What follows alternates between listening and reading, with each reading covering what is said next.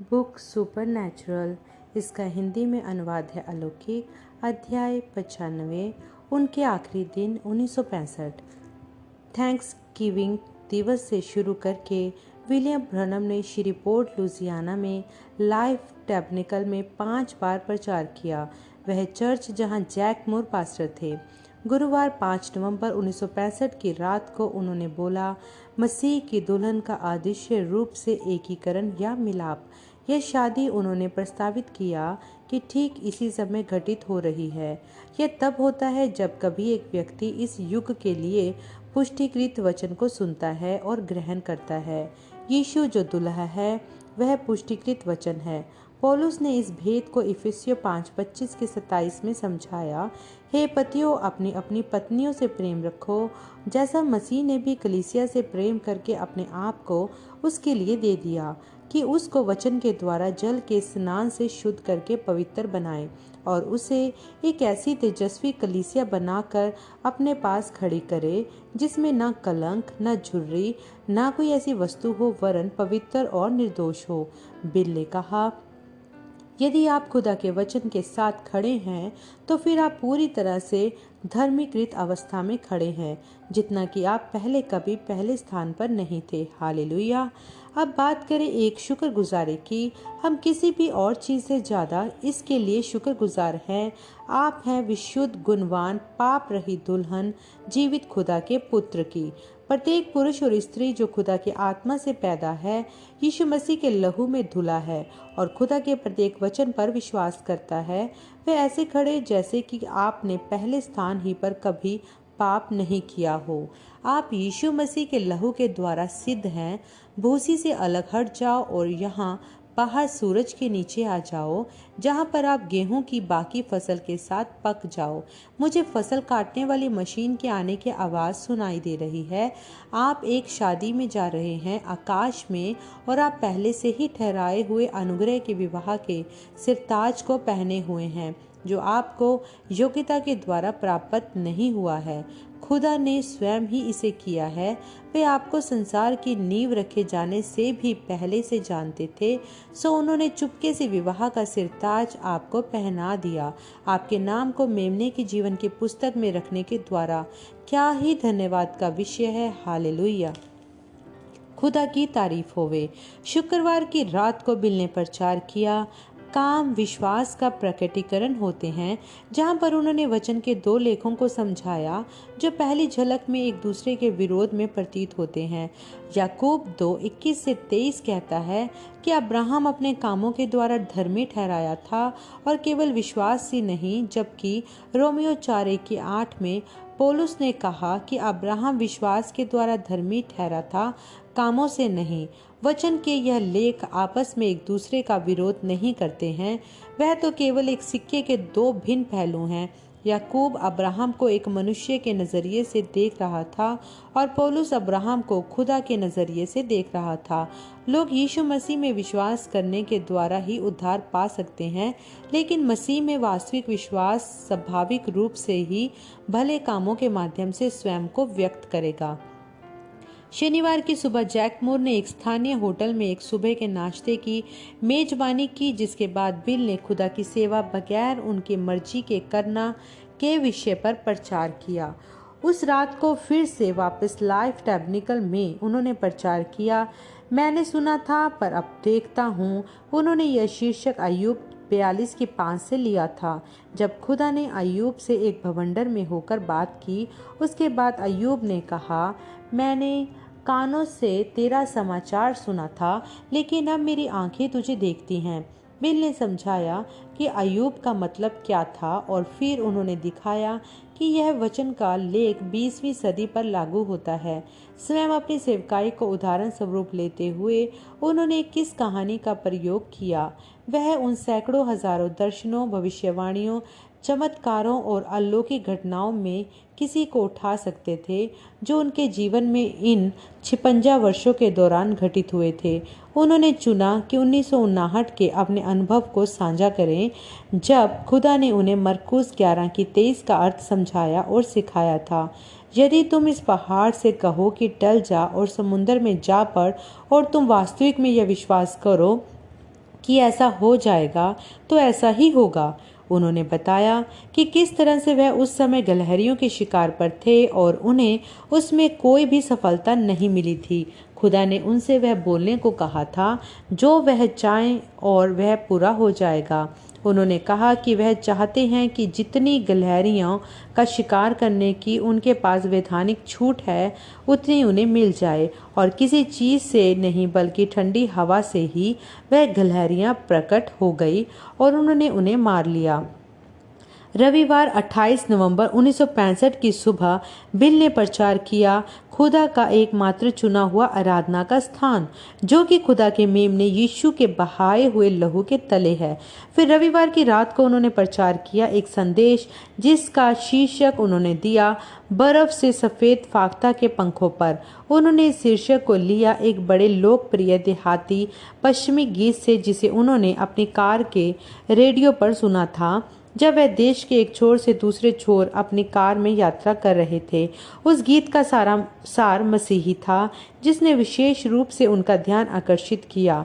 इस संदेश के दौरान बिल ने अपने सुनने वालों को बताया कि किस तरह से खुदा ने उनसे बात की थी जब वह सबीनो कैनियन में पैदल भ्रमण कर रहे थे और कैसे खुदा ने उन्हें एक चिन्ह दिया था बर्फ से सफ़ेद फाख्ता के माध्यम से।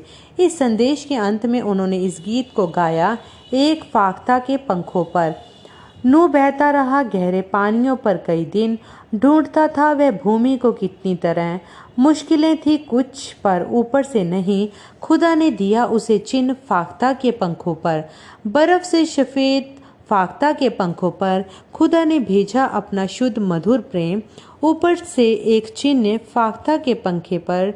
यीशु हमारे उद्धारक एक दिन आए धरती पर, पैदल हुए एक अस्तबल में भूसी की चरनी पर, यहाँ थे ठुकराए हुए पर ऊपर से नहीं, खुदा ने उन्हें दिया उनका चिन्ह एक फाख्ता के पंखों पर। बर्फ से सफ़ेद फाख्ता के पंखों पर खुदा ने भेजा अपना शुद्ध मधुर प्रेम, ऊपर से एक चिन्ह फाख्ता के पंखों पर।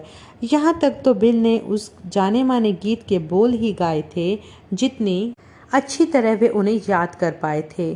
फिर उन्होंने उसमें एक तीसरा अंतरा जोड़ा जिसे उन्होंने स्वयं बनाया था। झेला है मैंने भी भोतेरी रीति, रात और दिन चंगाई के लिए पुकारा, ऊपर पिता ने विश्वास को ना भुलाया था, उन्हीं ने मुझे दिया उनका चिन्ह एक फाख्ता के पंखों पर। इस गीत के बाद उन्होंने पुराने फैशन वाली प्रार्थना पंक्ति लगाई। जैक मूर ने बाद में कहा कि उन सभी सभाओं में जिनमें उन्होंने विलियम ब्रनम के साथ शिरकत की थी, कोई भी तुलना हो ही नहीं सकती थी प्रेम, विश्वास और उपासना की आत्मा के उस बहाव की जो उस रात को लाइफ टैबर्नेकल में से होकर गुजरा था।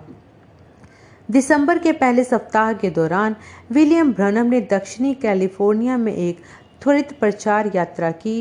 वे सबसे पहले यूमा में रुके जो एरिज़ोना के दक्षिण पश्चिमी कोने में स्थित एक नगर है। कैलिफोर्निया और मैक्सिको से लगने वाली सीमाओं पर शनिवार 4 दिसंबर 1965 की रात को उन्होंने फुल गॉस्पल बिजनेसमैन्स फेलोशिप की दावत में प्रचार किया जो रमाडा इन में हुई थी। उनका विषय था स्वर्गारोहण, जो है मसीह की दुल्हन का गुप्त रूप से उठा लिया जाना उस बड़े कष्टकाल के आने से पहले ही। उन्होंने पहला थिस्सलुनीकियों 4:13 से 17 पढ़ा था।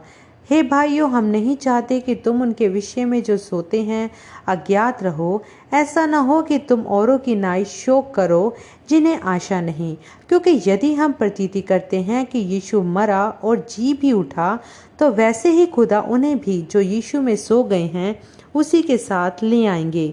क्योंकि हम प्रभु के वचन के अनुसार तुमसे यह कहते हैं कि हम जो जीवित हैं और प्रभु के आने तक बचे रहेंगे तो सोए हुओं से कभी आगे ना बढ़ेंगे, क्योंकि प्रभु आप ही स्वर्ग से उतरेंगे। उस समय ललकार और प्रधान दूत का शब्द सुनाई देगा और खुदा की तुरही फूंकी जाएगी, और जो मसीह में मरे हैं वे पहले जी उठेंगे। तब हम जो जीवित और बचे रहेंगे उनके साथ बादलों पर उठा लिए जाएंगे कि हवा में प्रभु से मिलें, और इस रीति से हम सदा प्रभु के साथ रहेंगे। बहुतेरी बातें जो उन्होंने रखी उनमें शायद सबसे महत्वपूर्ण था ललकार, प्रधान दूत का शब्द और खुदा की तुरही का स्पष्टीकरण जो उन्होंने दी। उन्होंने कहा, पहली चीज जिसका शब्द हुआ वह थी ललकार, एक संदेशवाहक के द्वारा दिया गया एक संदेश जो लोगों को तैयार करता है। दूसरा शब्द है पुनरुत्थान की आवाज। यह वही आवाज है जिसने लाजर को कब्र से बाहर बुलाया था, यूहन्ना 11 के 38 से 44 में। तीसरा शब्द जो होता है वह एक तुरही है, जो है लोगों को मेमने के भोज में आकाश में अपनी दुल्हन के साथ बुलाया जाना। याद है पुराने नियम की तस्वीर, एक तुरही हमेशा यहूदियों को अपनी झोपड़ियों के पर्व में बुलाती थी। देखें, पहली चीज जो होती है वह है उनका संदेश जो दुल्हन को इकट्ठा करता है। अगली चीज है सोई हुई दुल्हन का पुनरुत्थान, उन विश्वासियों का जो विभिन्न कलीसियाई कालों में मरे वह सब इकट्ठे करके उठाए जाते हैं और तुरही उन्हें आकाश में उस पर्व में बुलाती है। हम ठीक वहां पहुंच गए हैं, उसी के लिए तैयार। एक ही चीज केवल मात्र बची रह गई है, वह कलीसिया जो निकल कर आई है। उसके लिए जरूरी है कि सूरज की रोशनी में पक जाए। वह महान कटनी वाली मशीन कुछ ही देर में आने वाली है। भूसी तो जल जाएगी लेकिन बीज खत्ते में इकट्ठे किया जाएगा। मैं आपको यह इसलिए बता रहा हूँ क्योंकि यह जीवन है, क्योंकि मैं खुदा के लिए जिम्मेदार हूँ। यह बोलने के लिए मुझे ये कहना अनिवार्य है। मेरी विश्वास द्वारा चंगाई वाली सेवकाई केवल इसीलिए थी कि लोगों के ध्यान को खींच सके। सारे समय मैं जानता था कि एक संदेश आएगा और यहाँ है वह 7 मोहरें खुल चुकी हैं और वह भेद खुल चुके हैं। एक दिन जब मैंने इन 7 कलीसियाई कालों का प्रचार करना शुरू किया, मैंने जैक मूर को बुलाया जो एक महान धर्म विज्ञानी है। मैंने कहा, जैक, प्रकाशित वाक्य अध्याय 1 में यह व्यक्ति कौन है जो मनुष्य के पुत्र सरीखा है, वहां पर खड़ा है, जिसके बाल ऊन के जैसे श्वेत हैं। मैंने कहा, यीशु तो एक जवान आदमी थे, कैसे भला उनके बाल ऊन के समान श्वेत हो सकते हैं? जैक ने कहा, भाई ब्रनम, वह तो उनकी महिमा युक्त देह थी। यह बात मुझे नहीं जची। जब मैं अपने कमरे में गया और प्रार्थना करना शुरू की, खुदा ने मुझे बताया कि यह असल में क्या था। देखिए, मैंने हमेशा यही प्रचार किया कि यीशु खुदा थे, केवल मात्र एक मनुष्य नहीं, वह खुदा थे जो देहधारी हुए थे। खुदा के प्रेम वाला गुण नीचे उतरकर आया था और पृथ्वी पर प्रदर्शित हुआ। यीशु खुदा का प्रेम थे जिसने एक देह का निर्माण किया जिसमें स्वयं यहोवा ने वास किया। वह खुदात्व की परिपूर्णता थे जो देह में थी, जो कुछ खुदा में था वह इस देह के माध्यम से प्रकट कर रहे थे। उस देह को मरना था ताकि वह दुल्हन को अपने लहू से धो सके। ना सिर्फ उनकी दुल्हन धोई गई है और माफ की गई है, वह धर्मी और निर्दोष ठहरा दी गई है। खुदा की नज़र में तो उसने पहले स्थान पर ही इसे नहीं किया है। वह वहां पर खड़ी है, खुदा के सर्वगुण संपन्न पुत्र के साथ विवाहित। वह पहले से ठहराई गई है। वह तो इस पाप की दुनिया में फंस गई थी, लेकिन जब उसने सत्य को सुना और सामने निकल कर आ गई, खुदा के मेमने के लहू ने उसे साफ कर दिया। तब फिर वह वहां पर एक गुणवान स्त्री स्वरूप खड़ी होती है। उस पर कोई पाप का दोष नहीं है। इसलिए संदेश दुल्हन को बुलाकर एक साथ इकट्ठा करता है। यही है ललकार। इस सभा के समाप्त होने पर बिल्कुल हैरान कर देने वाला पर मनभावना अनुभव मिला। उनकी पुस्तक 7 कलीसियाई कालों का रहस्योद्घाटन की पहली प्रति उनके हाथ में रखी गई। गहरे नीले रंग के हार्ड कवर के साथ उस पुस्तक में 381 पन्ने थे जो 10 अध्यायों में विभाजित थे। पहले अध्याय का नाम था यीशु मसीह का प्रकाशन और अंतिम अध्याय का नाम था कलीसियाई कालों का सार संक्षेप। उनकी पुस्तक बाइबल की आयतों से भरी हुई थी। कलीसियाई इतिहास और व्यक्तिगत टिप्पणियों सभी उत्कृष्टता के साथ एक दूसरे के साथ समावेशित रूप में एक सुंदर तस्वीर को प्रस्तुत करती थी। रविवार की रात को बिल ने रियाल्टो कैलिफोर्निया में असेंबली ऑफ गॉड चर्च में प्रचार किया जो लॉस एंजलिस में से 50 मील पूर्व में था। उन्होंने अपने सरमन का नाम रखा वे बातें जो होने वाली हैं, और उन्होंने कहा कि वह वहीं से उठाकर आगे बढ़ रहे हैं जहां पर उन्होंने पिछली रात को यूमा में छोड़ा था। उनका लेख बाइबल में से था यूहन्ना 14:1 के साथ, जहां पर यीशु ने कहा है, तुम्हारा मन व्याकुल ना हो। तुम खुदा पर विश्वास रखते हो, मुझ पर भी विश्वास रखो। मेरे पिता के घर में बहुत से रहने के स्थान हैं। यदि ना होते तो मैं तुमसे कह देता, क्योंकि मैं तुम्हारे लिए जगह तैयार करने चाहता हूँ। और यदि मैं जाकर तुम्हारे लिए जगह तैयार करूँ तो फिर आकर तुम्हें अपने यहाँ ले जाऊँगा, कि जहाँ मैं हूँ वहाँ तुम भी रहो, और जहाँ मैं जाता हूँ तुम वहाँ का मार्ग जानते हो। थोमा ने उससे कहा, हे प्रभु, हम नहीं जानते कि आप कहाँ जाते हो, तो मार्ग कैसे जाने? यीशु ने उससे कहा, मार्ग और सत्य और जीवन मैं ही हूँ। बिना मेरे द्वारा कोई पिता के पास नहीं पहुँच सकता। यदि तुमने मुझे जाना होता तो मेरे पिता को भी जानते, और अब उसे जानते हो और उसे देखा भी है। बिल ने ध्यान दिया कि यह लेख अक्सर अंत्येष्टि पर ही इस्तेमाल होता है। पीछे पलटकर देखे तो यह सरमन ऐसा लगता था जैसे कि वह स्वयं अपनी ही अंत्येष्टि सभा को प्रचार कर रहे थे, एक दुखद गंभीर हालत में नहीं, बल्कि आनंद के साथ आने वाले बेहतर चीज़ों की ओर आगे देखते हुए। बिल ने कहा, मैं शुक्रगुजार हूँ इन खुले दरवाज़ों के लिए जो इसके जैसे चर्च हैं, जिन्होंने मुझे अंदर आने की अनुमति दी है कि आपके पास्टर जैसे युवकों को प्रेरित कर सकूं। अब मैं बूढ़ा होने लगा हूं और मैं जानता हूं कि मेरे दिन गिने हुए हैं। मैं अब यह जानता हूं कि यह युवा पुरुष इस संदेश को लेकर आगे बढ़ सकते हैं और प्रभु की आमद तक सब जगह फैला सकते हैं। यदि वह मेरी पीढ़ी में नहीं आते हैं, जिसकी मैं आशा कर रहा हूं कि उन्हें देखूंगा, मैं हर रोज उनकी राह देखता हूं और सजग रहता हूं, स्वयं को उस घड़ी के लिए तैयार रखते हुए। बिल ने जीवन और ब्रह्मांड के विषय में, खुदा के अनंत मस्तिष्क के विषय में और हमारी सीमित समझ के संबंध में बातचीत की। हमारे सीमित मन कल्पना में भी नहीं समझ सकते हैं कि अनंत होना क्या होता है। बिल ने कहा, खुदा उस प्रत्येक चीज़ को जानते हैं जो कभी थी, वह प्रत्येक चीज़ जो अभी है और प्रत्येक चीज़ जो कभी भी होगी। इसीलिए कुछ भी उनकी योजनाओं से बाहर बेतरतीब नहीं होता है। उन्हीं ने आपके जन्म को योजनाबद्ध किया और वहीं उस सेकंड को भी जानते हैं जब आप मरेंगे। हमारे मस्तिष्क सीमित हैं। हमारे लिए जीवन अनिश्चितताओं से भरा हुआ मालूम पड़ता है।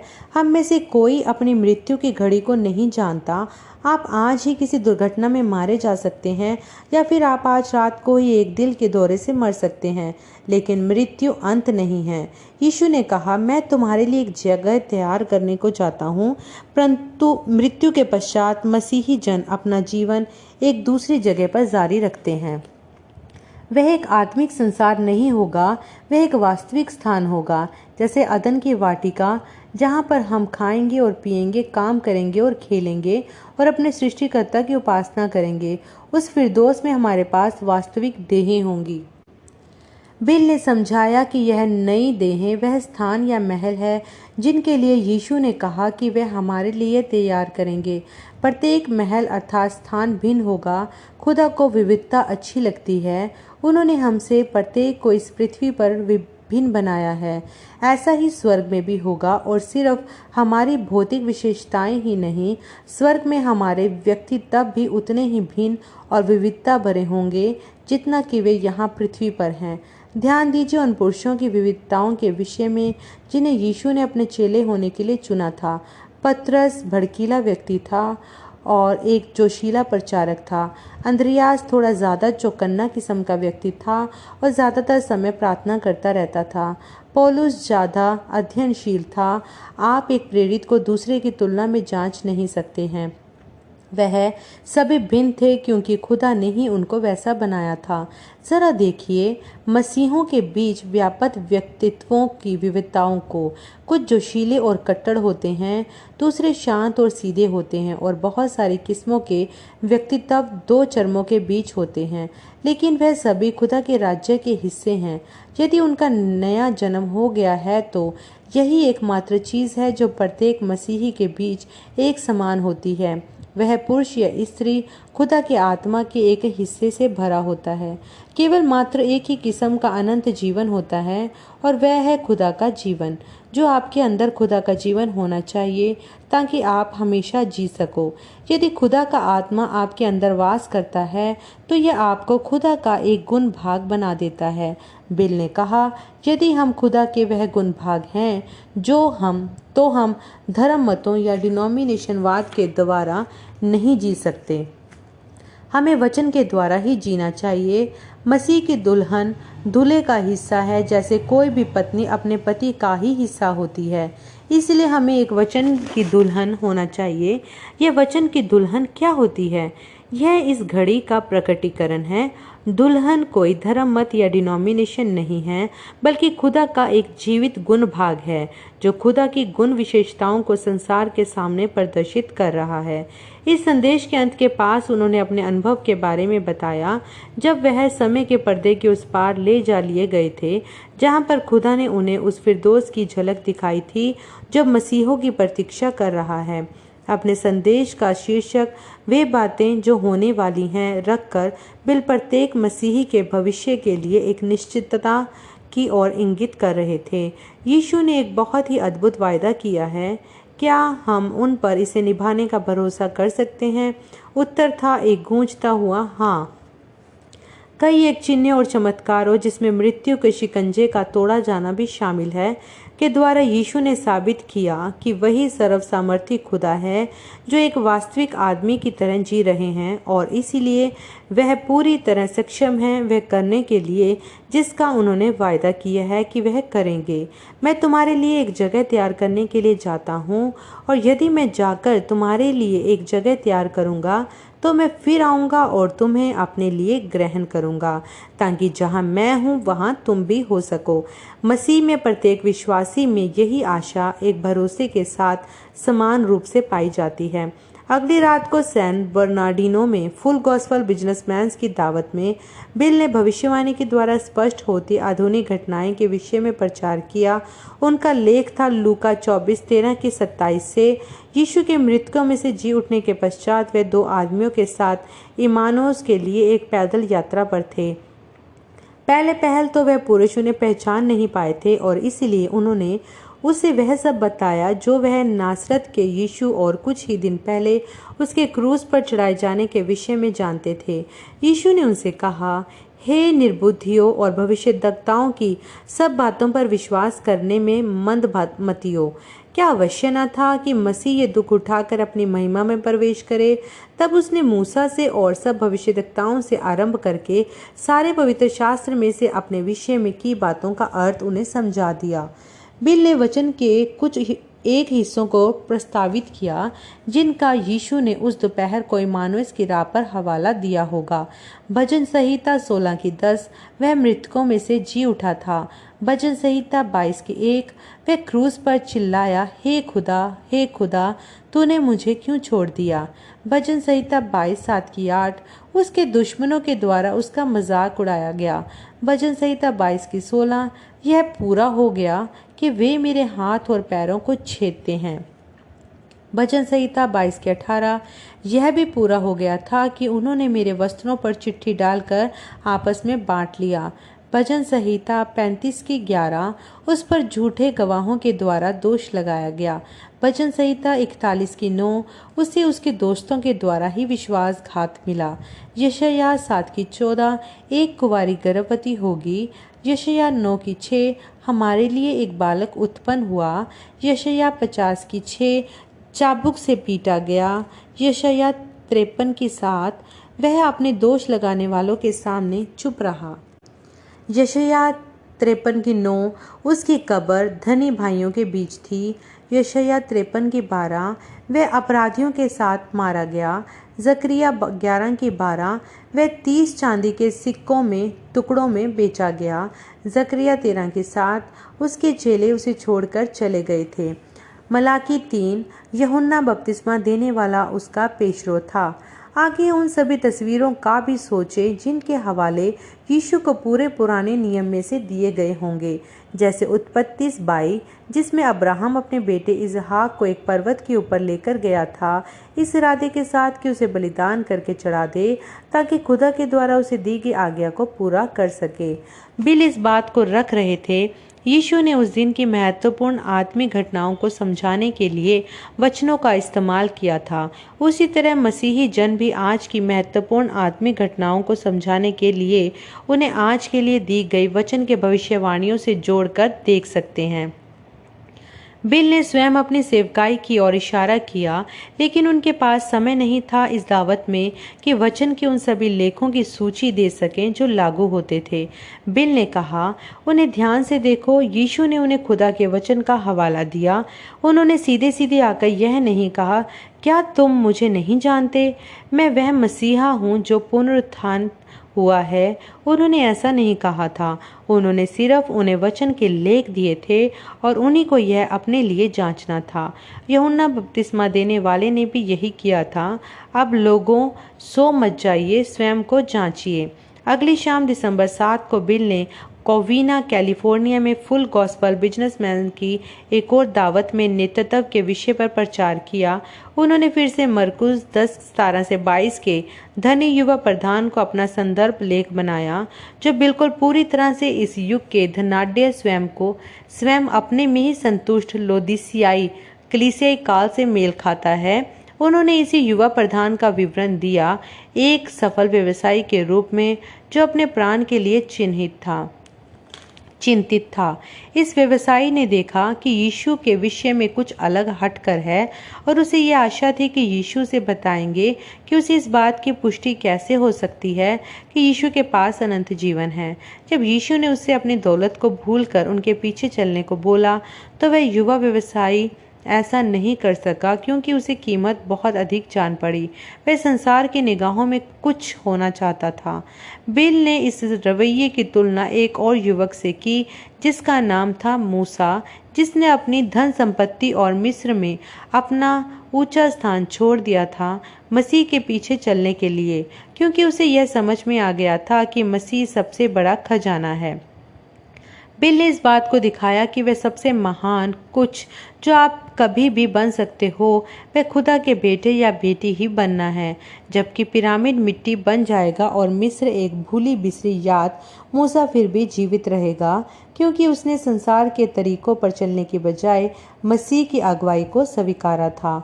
आज मसीह अपने पवित्र आत्मा के माध्यम से अगुवाई करते हैं, जो लोगों को हमेशा उसके वचन में ले जाता है।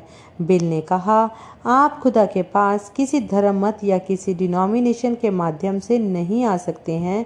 केवल मात्र एक चीज़ है जो आप कर सकते हैं, यीशु को उन्हीं की शर्तों पर ग्रहण कर लीजिए।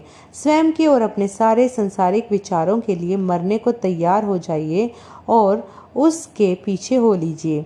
यीशु ने कहा था, सब संसार की चीज़ों से पिंड छुड़ा लीजिए और मेरे पीछे हो लो। यही एकमात्र तरीका है अनंत जीवन पाने का। सो खुदा की अगुवाई आज आपसे पवित्र आत्मा के द्वारा इस घड़ी के पुष्टिकृत वचन का अनुसरण करवाएगी। बिल के बात को रखे जाने के तरीके में एक सत्यनिष्ठा की अनुभूति थी, लगभग एक व्याकुलता की, जैसे कि उन्हें ऐसा संदेह हो गया था कि उनके पास जीवित रहने के लिए ज़्यादा समय नहीं बचा है और वह इस रात का इस्तेमाल कर रहे थे कि अपने पिछले 5 वर्षों के दौरान किए गए प्रचार के सबसे महत्वपूर्ण मुद्दों या बातों को एक साथ लाकर रख रहे हों। अपनी समापन की प्रार्थना में उन्होंने कहा, मैं प्रार्थना करता हूँ पिता कि यदि यहाँ पर कोई अनंत जीवन के लिए ठहराया गया है तो वह इसे पाले, अपने पत्थर सरीखे दिलों को तोड़ ले। यदि उन्हें शांति चाहिए, यदि उन्हें कुछ ऐसा चाहिए जो संतुष्ट करे, कुछ ऐसा जो आश्वासन दे सके, काश वे आज रात मसीह की अगुवाई को आज रात स्वीकार कर सकें, जो उनकी अगुवाई करके एक ऐसी शांति में ले जाएं जो हर समझ से परे हो, एक ऐसा आनंद जो संपूर्ण हो और एक ऐसी चीज़ जिसे स्वयं मृत्यु भी नुकसान ना पहुंचा सके, इसे प्रदान करें पिता। पीछे लगभग 1 नवंबर 1965 के आसपास पेरिग्रीन ने ट्यूसान के एक मुख्य शहरी इलाके में एक खाली भवन को देखा था जो चर्च के रूप में इस्तेमाल किए जाने के लिए उपयुक्त था। एक समय वह एक यहूदी आराधनालय हुआ करता था। दरअसल वह जो ट्यूसान में बना पहला यहूदी आराधनालय था। नवंबर के मध्य तक पेरी ने इस इमारत को किराए पर ले लिया था, उसकी साफ सफाई करवा ली और उपासना के लिए उसके दरवाजों को खोल दिया। उन्होंने उसका नाम रखा ट्यूसान टैबर्नेकल। पहली बार जब विलियम ब्रनम ने ट्यूसान टैबर्नेकल में प्रचार किया था वह रविवार 21 नवंबर 1965 था। उन्होंने पेरेग्रीन से पूछा कि क्या उन्हें 5 मिनट मिल सकते हैं कि वह प्रत्येक को बता सकें कि वह कितने खुश हैं कि अंततः ट्यूसान में उन्हें एक चर्च मिल गया है जहां वह और उनका परिवार नियमित रूप से आ सकते हैं। उन्होंने 27 मिनट लिए। एक तरह से वह एक समर्पण की सभा थी। हालांकि उन्होंने मसीहों के समर्पण पर ज़्यादा बोला बजाय एक भवन मात्र को समर्पित करने के। उन्होंने नए पास्टर पर अपने हाथों को रखने के द्वारा और पैरी व उनके परिवार के लिए प्रार्थना करने के साथ समापन किया। अंतिम बार जब बिल ने ट्यूसान टैबर्नेकल में प्रचार किया था वह था रविवार 12 दिसंबर 1965 की शाम को। पेरेग्रीन के संदेश प्रचार करने के बाद बिल ने प्रभु भोज लेने के महत्व पर लगभग 34 मिनट तक बोला था। उन्होंने कहा था, हमारे करने के लिए 3 भौतिक शारीरिक चीज़ें छोड़ दी गई हैं, पानी का बपतिस्मा, प्रभु भोज और पैरों का धोना। यह दिव्य आज्ञाएं हैं। हमें ये 3 चीज़ें प्रतीक रूप करनी चाहिए। बपतिस्मा मत्ती 28:19, प्रेरितों के काम 2:38, प्रभु भोज 1 कुरिन्थियों 11:23-26, पैरों का धोना यूहन्ना 13:2-15। उनका संदेश प्रभु भोज उनका आखिरी सरमन बन गया जिसे रिकॉर्ड किया गया था। जब उन्होंने अपना छोटा संदेश समाप्त किया उन्होंने प्रभु से विनती की कि दाखरस और रोटी को आशीषित करें और फिर उन्होंने कई सैकड़े लोगों को प्रभु भोज परोसा जो उस रात को चर्च आए थे। जब प्रत्येक को प्रभु भोज परोस दिया गया उन्होंने ट्रे में से दाखरस का एक गिलास लिया, मंडली के सामने उसे उठाया और कहा, यीशु का हवाला देते हुए, अब से मैं दाख का फल तब तक नहीं पीऊँगा जिस दिन मैं खुदा के राज्य में इसे नया ना पीऊँ। मरकुस 14:25। उस सप्ताह आगे चलकर बिल ने डोसन रॉयली से अपने ड्यूप्लेक्स आकर उनकी बंदूकों के संग्रह को संभालने में उनकी मदद करने के लिए कहा। हालांकि डोसन बिल से कई दशक छोटा था, दोनों आदमी अक्सर साथ में शिकार किया करते थे और अच्छे दोस्त बन गए थे। डोसन बिल के डुप्लेक्स पर दोपहर से 1 घंटा पहले ही पहुंच गया। बिल ने अपनी दुविधा समझाई। वह अपने कुछ राइफलों और पिस्तौलों को अपनी नई डैन में सजाना चाहते थे, लेकिन उनके पास बहुत ढेर सारी बंदूकें थीं जिनको एक साथ सजाना बहुत मुश्किल था। इसलिए वे चाहते थे कि डोसन यह निर्णय लेने में उनकी मदद करें कि किस किस बंदूक को सजाया जाए। मीटर दिन भर के लिए गई हुई थी ताकि बिल कई कमरों में काम कर सके। एक एक करके उन्होंने डिब्बों बक्सों से बंदूकें निकाली और उन्हें बिस्तरों, मेजों, कुर्सियों और काउंटरों पर फैला दिया। जैसे जैसे डोसन एक एक बंदूक को उठाते बिल उन्हें उसके बारे में बताते जाते थे। बिल को प्रत्येक राइफल और पिस्तौल का जो उनके पास थी इतिहास याद था, कैसे वे उनको मिली और उससे उन्होंने किसका शिकार किया। दोपहर के लगभग बिल ने डोसन से पूछा कि क्या वे उसके साथ गाड़ी से बाजार चलना चाहेंगे ताकि कुछ भोजन वस्तु ले आए। वह दोनों एक मैक्सिकन भोजनालय जा पहुंचे। डुप्लेक्स वापस लौटते हुए रास्ते में बिल ने पूछा, तुम्हें मालूम डोसन, मैंने उनमें से एक भी बंदूक नहीं खरीदी है। उनमें से प्रत्येक एक उपहार थी। दरअसल कभी कभार तो डाक से मेरे पास एक बंदूक चली आ रही होती थी जिसके साथ एक गिफ्ट कार्ड लगा हुआ होता जिस पर किसी के हस्ताक्षर नहीं होते थे। यह तो आश्चर्यजनक बात है भाई ब्रनम, आपको तो यह भी पता नहीं चल पाता होगा कि दे उसके लिए किसको धन्यवाद दें। ओह, तुम्हें बहुत अचंभा होगा, बिल ने कहा और फिर वे एक खास किस्म की मुस्कुराहट से मुस्कुराए जैसे कि उन्हें एक मज़ेदार भेद की बात मालूम हो। डॉसन के अंदर कौतूहल जाग उठा। आपका क्या मतलब है? उदाहरण के लिए मान लो कि मेरे घर के सामने एक यूपीएस का ट्रक आकर रुके और ड्राइवर ने मुझे एक पैकेट दिया जिसमें एक राइफल थी। अब मान लेते हैं कि वह एक L61R फिन बियर मॉडल की नई साको है। आप समझ ही सकते हैं कि यह एक महंगा तोहफा होगा। साको, डॉसन ने अचरज से कहा, क्या ये फिनलैंड की कंपनी नहीं है? हाँ है। साको दुनिया की सबसे अच्छी राइफलों में से कुछ बनाता है। अब मान लेते हैं कि जिस व्यक्ति ने मुझे ये तोहफा भेजा है वह गुमनाम रहना चाहता है, सो उस कार्ड पर बस इतना ही लिखा होगा, एक भाई की ओर से जो आपको प्यार करता है। मेरी कुछ बंदूकें इसी तरह आई हैं। वापस डुप्लेक्स पहुंचकर उन्होंने हथियारों को सुव्यवस्थित करने के काम में फिर से लग गए, प्रत्येक बंदूक की अच्छाइयाँ और इतिहास पर चर्चा करते हुए। दोपहर बाद किसी समय बिल ने पूछा, वहाँ बाहर आकर क्या रुका है? वह लोग अपने घर के पीछे वाले हिस्से में थे और डॉसन को कुछ भी सुनाई नहीं दिया था, लेकिन उसने कहा, मैं बाहर जाकर देखता हूँ। वह चलता हुआ सामने वाले दरवाजे पर पहुंचा और बाहर कदम रखा। यूनाइटेड पार्सल डिलीवरी का एक ट्रक घर के सामने आकर रुका। डिलीवरी वाले आदमी ने ट्रक के कार्गो वाला दरवाज़ा खोला और एक लंबा सकरा गत्ते का डब्बा खींचकर बाहर निकाला। वह उसे लेकर डॉसन राइली के पास आया और बोला, मेरे पास बिल ब्रैनम के लिए एक पैकेज है। जी हाँ श्रीमान, डॉसन ने उत्तर दिया, वह यहीं रहते हैं, मैं इसकी प्राप्ति की हस्ताक्षर कर देता हूँ। जाहिर सी बात थी कि डब्बे में एक राइफल थी और डॉसन पर्याप्त सुनिश्चित थे कि वह कौन सी होगी, उस छोटे से उदाहरण के कारण जो बिल ने उसे दिया था 3.5 घंटे पहले। कई सारी शिकार यात्राओं के दौरान उसने बिल के वरदान को खुद को कई सारे अचंभित कर देने वाले तरीकों से प्रकट करते हुए देखा था। कुछ भी असंभव मालूम नहीं पड़ता था। उस डब्बे को घर के अंदर ले जाकर डॉसन ने उसे रसोई की मेज पर रख दिया। बिल ने पैकेज पर लगा टेप निकाला और उसे खोल दिया। अंदर एक नई साको राइफल थी, L61R फिन बियर मॉडल की। डब्बे पर एक कार्ड लगा हुआ था जिस पर लिखा था, एक भाई की ओर से जो आपसे प्रेम करता है, लेकिन किसी के हस्ताक्षर नहीं थे। डॉसन के मुंह से एक छोटी धीमी सीटी निकली, वही खास मुस्कुराहट चमकाते हुए जैसी उन्होंने कार में दी थी दोपहर के भोजन से लौटते हुए। बिल ने कहा, यह भाई सोचता है कि मैं नहीं जानता कि यह किसने भेजी है, पर मैं जानता हूँ। अगले दिन बिल पेरीग्रीन को उस मकान में ले गए जो उन्होंने खरीदा था, ताकि पैरी को अपना नया डैन रूम दिखा सके। जैसे ही उन्होंने अहाते में गाड़ी लगाई, पैरी का ध्यान एक पुराने घोड़ा गाड़ी के पहिए पर गया जो आंगन में सजा हुआ था, एक सेगुआरो कैक्टस से टिका कर खड़ा किया हुआ। वह एक लकड़ी का पहिया था जिसमें धातु की रिम लगी हुई थी, ऐसी किस्म का जो शुरुआती आकर बसने वाले अपने घोड़ा गाड़ियों में इस्तेमाल किया करते थे।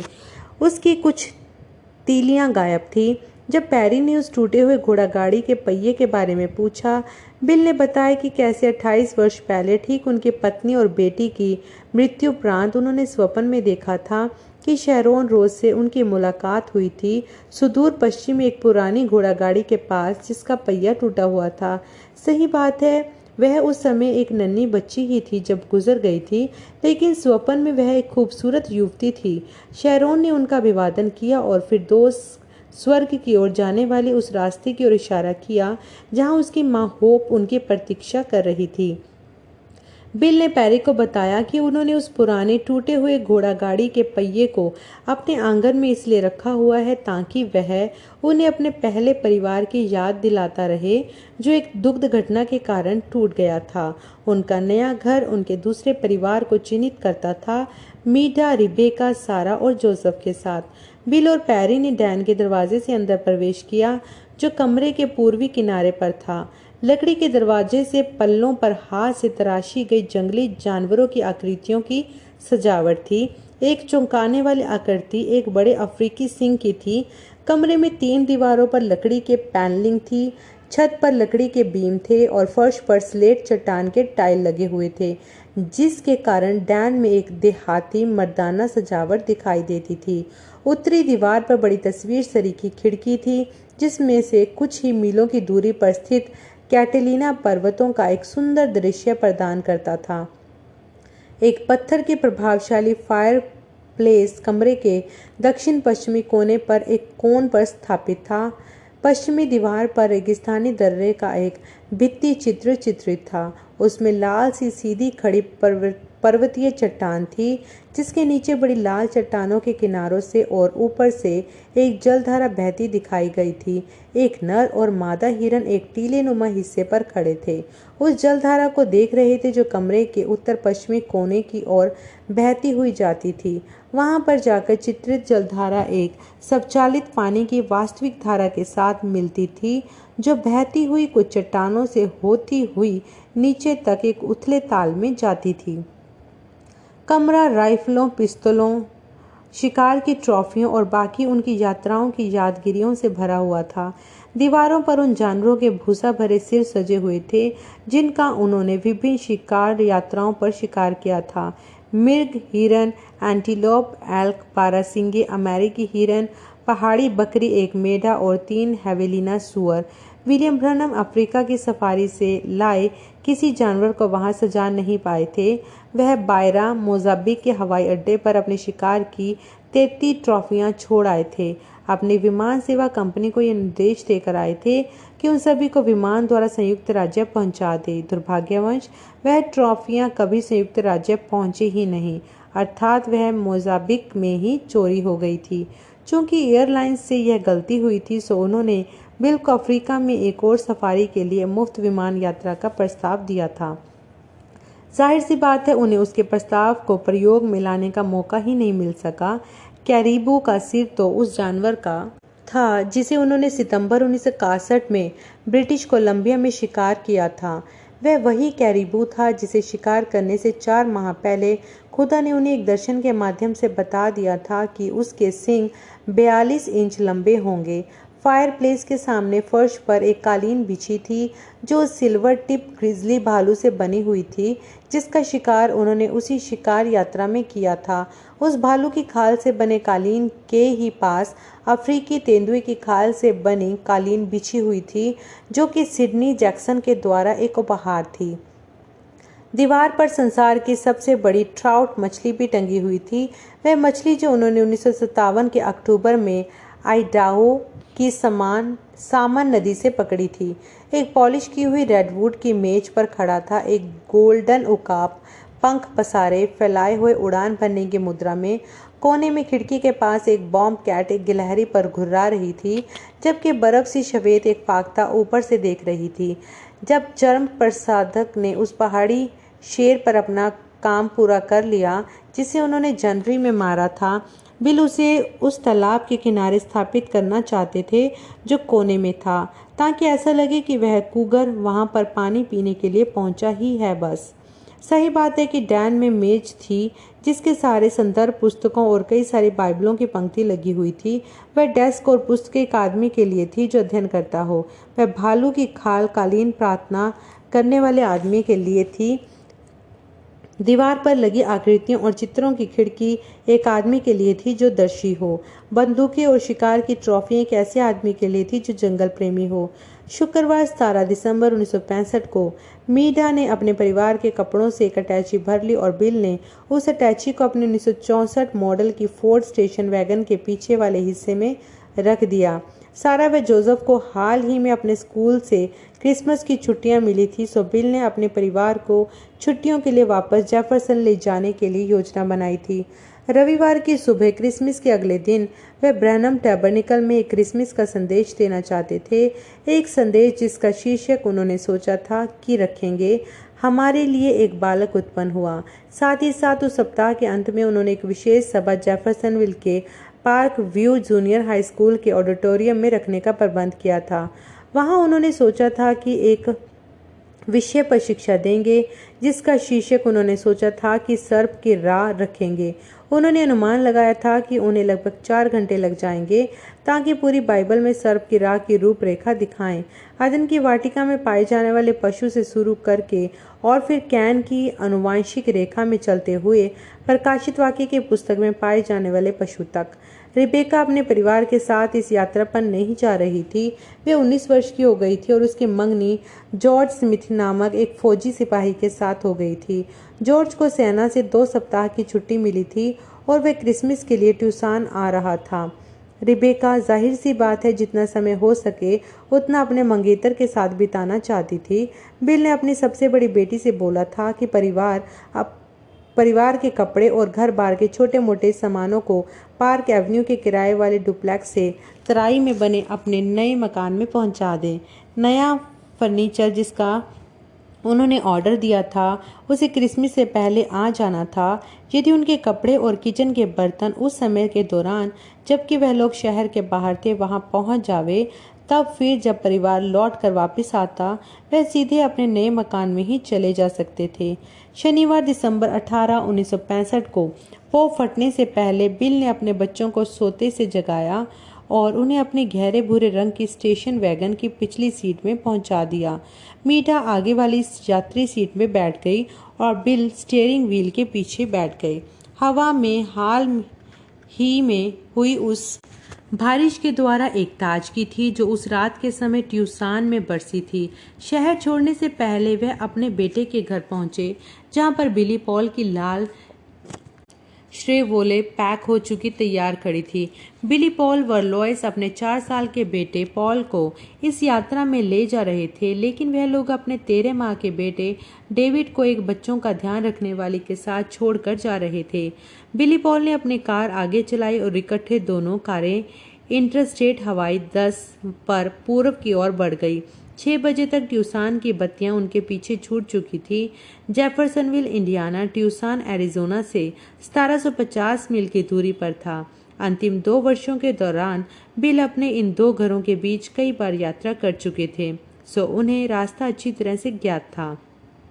अक्सर तो यात्रा में उन्हें गाड़ी चलाते हुए 2.5 दिन तो लगते ही थे। 12 घंटे और 500 मील के बाद वे रात के भोजन के लिए क्लोविस, न्यू मैक्सिको में एक भोजनालय में रुके, जो टेक्सास की सीमा से लगभग 8 मील की दूरी पर स्थित था। बिल को कोई खास भूख नहीं लगी थी, सो उन्होंने बस लेमन मैन्यू पाई का एक टुकड़ा मंगवाया। बिल व बिली पॉल अपने विकल्पों के विषय में बातचीत करने लगे और अगले 100 मील आगे निकल जाने को सहमत हुए और उसके बाद रात को अमरीलो टेक्सास में रुकने की सोची। रेडियो पर मौसम की एक खबर ने बताया कि अमरीलो में बर्फबारी हो रही है, पर इसने उन्हें चिंता में नहीं डाला। वे लोग बर्फ से ढकी सड़कों पर गाड़ी चलाने के लिए अभ्यस्त थे। बाहर निकलकर अपनी कारों की ओर जाते हुए 10 वर्ष के जोसेफ ने अपने पिता से पूछा, क्या वह बिली पॉल की गाड़ी में जा सकता है क्या? साधारणतः बिल अपने सबसे छोटे बेटे को अपने साथ ही रखते थे, लेकिन आज रात को उन्होंने कहा कि जोई अपने बड़े भाई की गाड़ी में सवारी करने जा सकता है।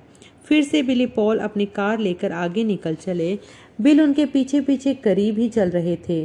14 वर्ष की सारा बड़ी प्रसन्न थी। स्टेशन वैगन की पीछे वाली सीट पर पूरी तरह अपना कब्जा पाकर वह लेटकर सो गई। अब अंधेरा हो चला था। बादलों ने सितारों को छिपा रखा था। आधा चांद बदली वाले आकाश में अपनी धुंधली रोशनी फैलाने में बड़ा संघर्ष कर रहा था। टेक्सिको, न्यू मैक्सिको का छोटा कस्बा टेक्सास से लगी राज्य की सीमा से ठीक पहले पड़ता था। टेक्सिको के पूर्वी छोर पर उन्हें बाईं ओर एक मोड़ मुड़ना था ताकि उत्तर पूर्व में अमारिलो के लिए हाईवे 60 पकड़ सकें। वह एक कठिन चौराहा था, एक ऐसा जहां पर ट्रैफिक का समूह केवल मोड़ मुड़ने वाले सड़क के मुहाने को छिपाए हुए रहता था। बिली पॉल इस मोड़ पर मुड़ गए, लेकिन उनके पिता उससे चूक गए और आगे निकल गए। बिली पॉल सड़क के किनारे गाड़ी रोककर इंतजार करने लगे। उन्होंने अपनी गाड़ी पर निगाह डाली और देखा कि शाम के 7:20 बज रहे थे। 5 मिनट के बाद उन्होंने देखा कि उनके पिता हाईवे 60 पर सही मोड़ मुड़कर आ गए। बिली पॉल ने अपने शेवोले को गियर लगाया और स्टीयरिंग घुमाकर अपनी कार को अपने पिता के आगे वापस सड़क पर डाल दिया। अब वह लोग टेक्सास में थे। उन्हें अमारिलो पहुंचाने से पहले 7 छोटे कस्बों से होकर गुजरना था। दूसरा कस्बा जिससे होकर वह गुजरे थे वह था बोवीना। अगला कस्बा उनके रास्ते में जो पड़ना था वह था फ्रायोना। चूंकि हाईवे का यह वाला हिस्सा सीधा सीधा समतल और चौड़ा था, बिली पॉल को 65 मील प्रति घंटा की गति सीमा तक गाड़ी चलाने में सुविधा महसूस हुई। फ्रायोना की दक्षिण पश्चिम में लगभग 3 मील की दूरी पर बिली पॉल अपनी लेन में एक धीमे चलती कार के पीछे पहुंचे, जिसके वे आगे निकल गए थे।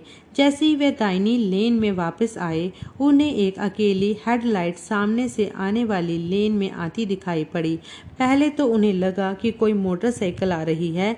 लगभग पूरी तरह से देर ही हो जाने से ठीक पहले उन्हें समझ में आया कि वह एक कार है जिसके ड्राइवर की ओर की हेडलाइट बंद थी और वह सड़क के बीचों बीच चला रहा था। अपने स्टीयरिंग चक्के को झटके से दाहिनी ओर मोड़कर बिल पॉल लहराते हुए सड़क के किनारे पहुंच गए, स्वयं अपने तोड़-फोड़ से बाल-बाल बचकर। तेजी से आती वह कार उनके पास से तीव्रता से गुजरी, लेश मात्र की जगह ना देते हुए, जैसे ही चालक शराब के नशे में हो और किसी भी खतरे से बेसुध हो। जब बिली पॉल गाड़ी को लेकर वापस हाईवे सड़क पर आए, उन्होंने पीछे देखने वाले दर्पण में देखा कि वह कार जो उनके पास से ऐसी तेजी से गुजरी है, वह बचकर निकली कि नहीं। उन्होंने उस टक्कर को देखा, स्पष्टता से उनकी आवाज़ सुनी और अपने दिल में खौफ की एक गांठ को महसूस किया। सहज बोध के द्वारा ही उनका पैर ब्रेक के पैडल को दबाता चला गया। लॉयस ने टक्कर की दिशा में अपना सिर घुमाया। वह जोर से चिल्लाई, वह तुम्हारे पिता की कार थी। अपनी कार को यू आकार में पीछे मोड़कर बिली पॉल तेजी से दुर्घटना स्थल की ओर बढ़े। यह डैडी नहीं हो सकते, कांपती आवाज में वह बोले। जिस कार से मैं आगे निकला था वह मेरे और डैड के बीच में थी। जब वह दुर्घटना स्थल पर पहुंचे, उनकी हेडलाइटों में चकनाचूर कारें और घायल देहों के दुस्वप्न सरीखे दृश्य को उजागर कर दिया। एक कार 1959 की श्रेवोले सिडान थी और दूसरी उनके पिता की फोर्ड स्टेशन वैगन थी। चूंकि श्रेवोले मध्य सड़क की रेखा पर दौड़ा आ रहा था, फोर्ड से उसकी टक्कर बाईं हेडलाइट की ओर हुई, जिसके कारण दोनों गाड़ियां बड़ी जोर से मुड़ गई थी जबकि उनकी टक्कर हुई थी। बिल की स्टेशन वैगन का आगे दाहिनी ओर वाला पहिया नाश नहीं हुआ था, लेकिन बाईं ओर का आगे वाला पहिया इंजन के कंपार्टमेंट में अंदर घुस गया था। दोनों गाड़ियां अब कई फीट दूर पड़ी थी। दोनों ही गाड़ियों के टूटे रेडिएटरों से भाप उठ रही थी। तेल और टूटा हुआ कांच उनके बीच की पटरी पर बिखरे थे। टक्कर के मारे श्रेवेले का चालक बाहर हाईवे पर फिक गया था, जहां वह मुंह के बल स्थिर पड़ा था। उस वक्त से वह आदमी देख रहा था जिसकी गाड़ी से बिली पॉल ने अपनी गाड़ी आगे निकाली थी। यह सब कुछ बिली पॉल ने एक ही नज़र में देख लिया था। फिर उन्होंने अपने पिता को देखा। टक्कर के झटके ने उन्हें इतनी जोरदारी से आगे की ओर फेंक दिया था कि उनकी देह का ऊपरी भाग विंडशील्ड को तोड़कर पार निकल गया था। 1965 में अधिकतर कारों में सीट बेल्टें नहीं होती थी। अब उनकी आधी देह कार के अंदर और आधी देह कार के बाहर पड़ी थी। मीडा व सारा कहीं दिखाई नहीं दे रही थी। जैसे ही बिली पॉल ने अपनी कार खड़ी की, लॉरेंस ने अपना दरवाज़ा खोला, स्टेशन वैगन की ओर दौड़ी। बिली पॉल ने जोसेफ और पॉल से कार में ही बने रहने को कहा और फिर वह भी अपनी पत्नी के पीछे भागे। लॉरेंस सवारी वाली सीट की ओर पहुंची थी, मीडा और सारा को ढूंढती हुई। बिली पॉल अपने पिता की मदद करने का प्रयास करने लगे। बिल का सिर क्षतिग्रस्त हुड पर टिका हुआ था। उनकी बाँ चकनाचूर हो चुके दरवाजे में फंसी हुई थी और उनका बायां पांव वास्तव में स्टीयरिंग व्हील के कॉलम के चारों ओर मरोड़ी हुई थी। फौरन ही बिली पॉल ने अपने पिता की दुर्दशा का जायजा लिया। निराशापूर्ण स्थिति मालूम पड़ती थी। वह मुड़ चुके हुड के ऊपर पहुंचे और अपने पिता के सिर को हाथों के सहारे उठाया। ठीक तभी जोसेफ चीख उठा। अपनी आंखों को खोले बगैर बिल ने पूछा, वह कौन था? वह जोसेफ था, बिली पॉल ने उत्तर दिया। जोसेफ को बताओ कि सब ठीक है, बिल ने बहुत धीमे से बोला। पल भर को झिझकने के बाद उन्होंने पूछा, क्या तुम मुझे बाहर निकाल सकते हो? नहीं, मैं नहीं निकाल पाऊंगा। तभी उन्हें एक प्रेरणा मिली। डैड, मेरी ओर देखिए। बिल ने अपनी आंखें खोली। वह दूरी पर देखती हुई सी मालूम पड़ी। बिली पॉल ने कहा, यदि आप वचन बोलें डैड, आप इसमें से बाहर निकल आएंगे। बिल ने अपनी आंखें बंद कर ली और अपने बेटे से परे अपना सिर मोड़ लिया। कार की दूसरी ओर से लॉरेंस चिल्लाई, बिली, तुम्हारी मां मर गई है। बिली पॉल कार की दूसरी ओर दौड़कर पहुंचे, जहां पर उन्होंने मीडा को फर्श पर सिमटे हुए पड़े पाया। वह कार की सीट और कार के हीटर के बीच दबी पड़ी थी। उन्होंने उनकी नब्ज टटोली, पहले तो उनकी गर्दन में ढूंढने की चेष्टा में, फिर उनकी कलाई में। उन्हें वह नहीं मिली। जहां तक वे जानते थे, उनका दिल धड़कना बंद कर चुका था। उन्होंने सारा को पीछे की सीट से कराते हुए सुना। कार के चारों ओर घूमकर वह दौड़कर अपने पिता के पास पहुंचे और बोले, डैड, मैं जानता हूं कि आपको बहुत बुरी तरह से चोट आई है, लेकिन मैं समझ नहीं पा रहा हूं कि आपको और चोट पहुंचाए बिना मैं आपको इससे बाहर कैसे निकालूं। मुझे मदद आने तक रुकना पड़ेगा। मुझे सारा की आवाज़ सुनाई दे रही है और मुझे लगता है कि वह ठीक हो जाएगी, लेकिन डैड, मुझे लगता है कि माँ मर गई हैं। बिल ने अपने सिर को हल्के से उठाया और पूछा, वह कहाँ है? वह आपकी दाहिनी ओर नीचे फर्श पर है। धीमे धीमे दर्द के साथ बिल ने अपने दाहिने हाथ को बढ़ाकर टटोलना शुरू किया, जब तक कि उन्होंने अपनी पत्नी को छू नहीं लिया। फिर उन्होंने प्रार्थना की, प्रभु, मम्मी को मरने मत दीजिए, इस घड़ी में हमारे साथ होवें। पल भर बाद मीडा थोड़ा सा हिली और कर्राही।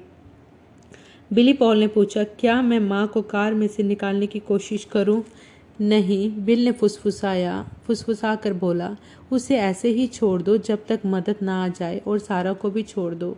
इस समय तक कई सारी कारें आकर रुक गई थी और कई लोग थे जो मदद के लिए आगे बढ़ आए थे। कोई फ्रियोना के अंदर चला गया था ताकि स्टेट पेट्रोल को दुर्घटना के विषय में जानकारी दे सके। पुलिस की कारें, एक एम्बुलेंस और गाड़ी खींचने वाले एक ट्रक दृश्य पर आकर इकट्ठे हो गए। पैरामेडिकों ने मीडा व सारा को वैगन में से बाहर निकाला, उन्हें एम्बुलेंस में चढ़ाया और फ्रायोना में एक अस्पताल की ओर तेजी से ले गए। जल्दी ही एम्बुलेंस लौटी दूसरी गाड़ी की सवारियों के लिए। 1959 के श्रीवोले का चालक मर चुका था, लेकिन उसकी 3 सवारियां अभी भी जीवित थी, हालांकि गंभीर रूप से घायल थी। बाद में बिली पॉल को पता चला कि 1959 के श्रीवोले का चालक सैंटियागो लुइस समोस नामक 17 वर्षीय फार्म में काम करने वाला आदमी था। नवंबर के अंत के करीब वह एक राजकीय सुधार गृह से बरी हुआ था और दुर्घटना से 3 दिन पहले ही उसने $100 की कीमत चुकाकर इस कार को खरीदा था और उसके तीनों दोस्त शराब पी रहे थे। टूटी हुई श्रीवेलों में शराब की खुली हुई बोतलें बरामद हुई थी, जबकि एम्बुलेंस बारी बारी लोगों को अस्पताल ले जा रही थी। बचाव कर्मी बिल को क्षतिग्रस्त स्टेशन वैगन में से निकालने के लिए संघर्ष कर रहे थे। उनकी बाईं कोहनी मुड़े हुए धातु के दरवाजे के अंदर दबी हुई थी। क्रोबार और बड़ी हथौड़े की मदद से बचाव कर्मी दरवाजे को बलपूर्वक खोलने का प्रयास कर रहे थे, लेकिन कोई सफलता नहीं मिली। दृश्य पर प्रत्येक जन यह जानता था कि यदि बिल की जान बचानी है तो समय बहुत तेजी से निकलता जा रहा है। किनारे खड़े एक आदमी ने एक जोखिम भरी युक्ति सुझाई। बिली पॉल उसकी कोशिश भी करने को तैयार हो गए। इस आदमी के पास एक 4 व्हील ड्राइवर वाला शक्तिशाली ट्रक और एक मजबूत जंजीर थी। उसने अपना ट्रक स्टेशन वैगन के आगे लगाया और जंजीर को दरवाजे के जैम स्पोर्ट में हुक की सहायता से फंसाया। उसी समय गाड़ियों को खींचने वाले ट्रक ने अपने जंजीर को वैगन के पिछले बम्पर में फंसाया। जब 2 ट्रक ने खींचा तो स्टेशन वैगन का 1 इंच के भी एक हिस्से बराबर खींच गई।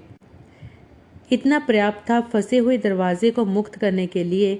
पिछली सीट के दरवाजे से टूटी हुई कार के अंदर घुसकर बिली पॉल अपने पिता की बांह को अगले दरवाजे से मुक्त कराने में सफल हो गए। फिर वह डैश के नीचे पहुंचे और अपने पिता की बाएं पैर को स्टीयरिंग कॉलम में से निकाल लिया। जितनी सावधानी से संभव हो सके उन्होंने अपने पिता को उठाया और दरवाजे की ओर खींचा, जहां दूसरे मजबूत हाथ उनकी मदद करने का इंतजार कर रहे थे।